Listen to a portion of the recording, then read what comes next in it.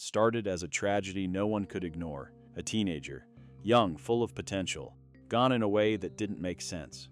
At first, it looked like a local case, something heartbreaking but contained, until the details began to surface. Witnesses changed their stories. Evidence didn't line up, and questions started spreading far beyond the town where it happened. Suddenly, it wasn't just about what happened to one teen. It became about power, influence, and whether the truth was being hidden. The more people looked into it, the bigger it got, because this wasn't just a murder. It was a case that would shake an entire nation.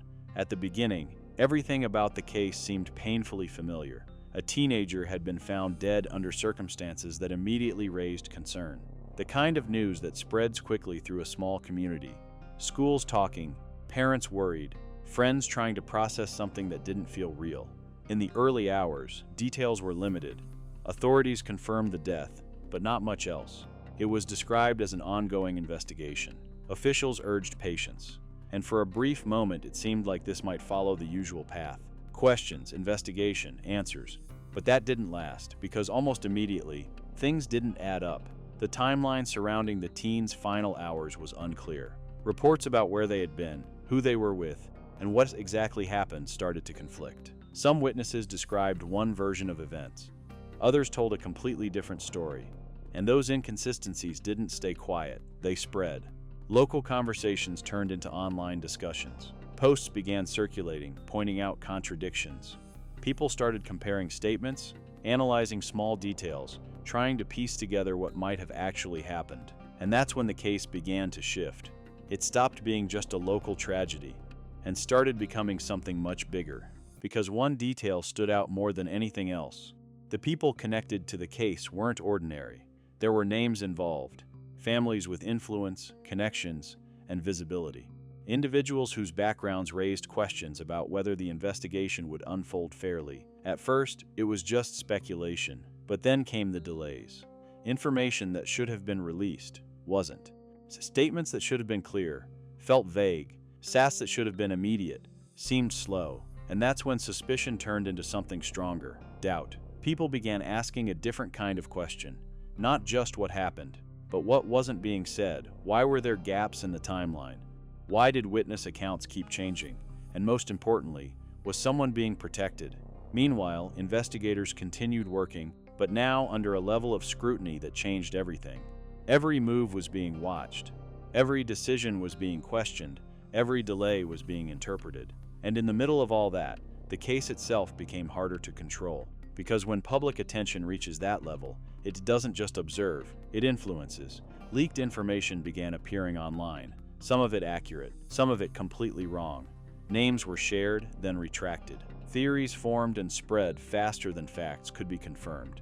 It created chaos. But within that chaos, certain patterns started to emerge. The teens' last known interactions became a focal point. There had been a gathering, one that involved multiple people. What exactly happened during that time was still unclear, but it was obvious that the truth wasn't simple. Witnesses who were present didn't all agree. Some accounts suggested an accident, others hinted at something more deliberate, and a few raised serious concerns about what happened after, because it wasn't just the incident itself that was under question, it was the response.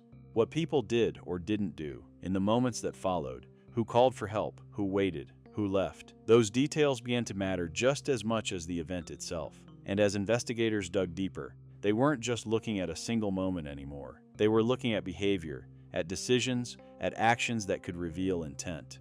And slowly, the case started to evolve from a tragic loss into something far more complicated. Because this wasn't just about a teen who had died, it was about everything that happened around it.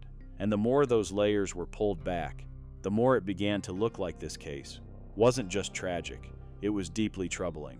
As the investigation moved forward, the focus shifted from confusion to accountability. What initially looked like a chaotic situation started to form a clearer structure. Investigators began separating noise from evidence, what people said happened versus what could actually be proven.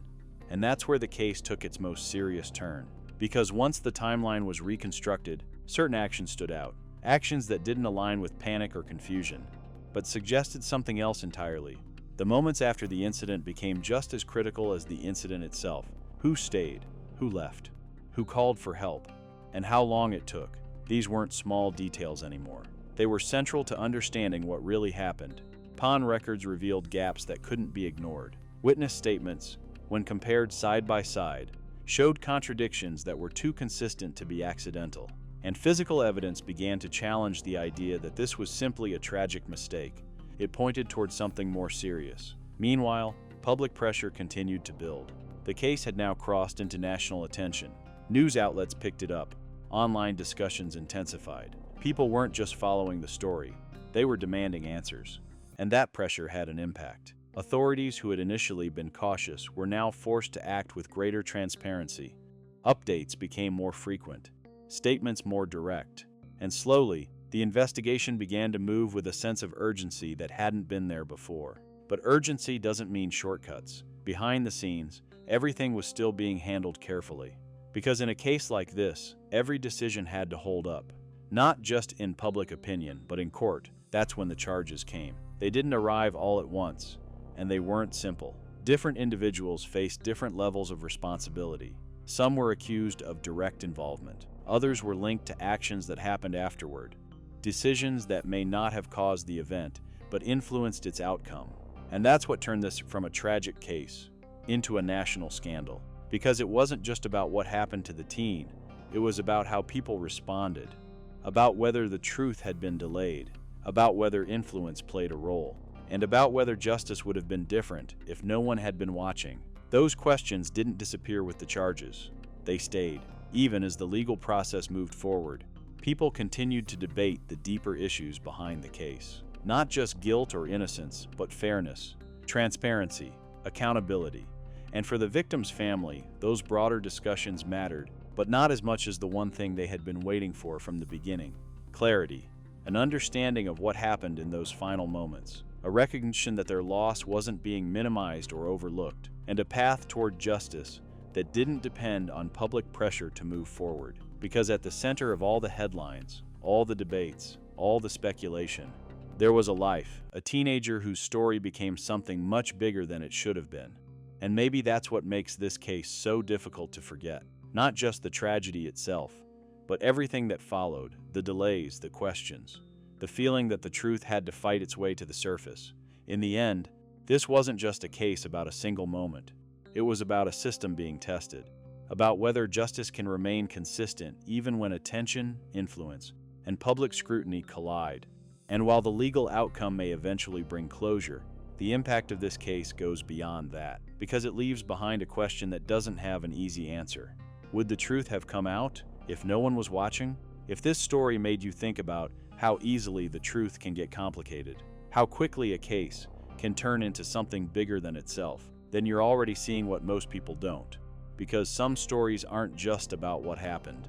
They're about what almost didn't come to light. If you want more real cases, deeper breakdowns, and stories that go beyond the headlines, make sure you like this video, share it with someone who follows true crime, and subscribe to the channel. Because the next case might already be unfolding, waiting for someone to question it.